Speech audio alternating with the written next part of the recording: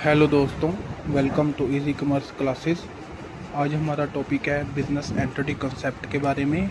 आज हम business entity concept के बारे में समझेंगे। इससे पहले की वीडियो में आपने फाइनेंशियल कॉस्ट और मैनेजमेंट अकाउंटिंग के बारे में जाना था। आज हम बिज़नेस एंटिटी कॉन्सेप्ट के बारे में बताने जा रहे हैं। इस कॉन्सेप्ट के अनुसार बिज़नेस और उसके ओनर को अकाउंटिंग में अलग अलग माना जाता है। इस कॉन्सेप्ट के अनुसार बिज़नेस और उसके ओनर को अकाउंटिंग में अलग अलग माना जाता है, यानी बिज़नेस का पैसा और ओनर का पर्सनल पैसा अलग अलग होता है। यानी बिज़नेस का पैसा और ओनर का पर्सनल पैसा अलग अलग होता है। इस कॉन्सेप्ट के अनुसार बिज़नेस और उसके ओनर को अकाउंटिंग में अलग अलग माना जाता है और बिज़नेस का पैसा और ओनर का पर्सनल पैसा अलग अलग होता है। अगर मालिक अपने पर्सनल यूज़ के लिए बिज़नेस से पैसे निकालता है, अगर मालिक अपने पर्सनल यूज़ के लिए बिज़नेस से पैसे निकालता है तो उसे बिज़नेस का खर्च नहीं माना जाएगा। अकाउंटिंग में उसे ड्राइंग कहा जाता है।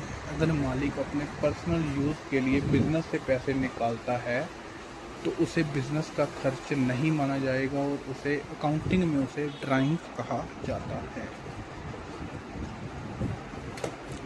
एग्ज़ाम्पल के तौर पर मान लीजिए राहुल की एक कपड़े की दुकान है। एग्ज़ाम्पल के तौर पर राहुल की एक कपड़े की दुकान है। अगर राहुल दुकान से 5,000 रुपये निकाल कर अपने घर का खर्च चलाता है तो अकाउंटिंग में ये दुकान का खर्च नहीं होगा।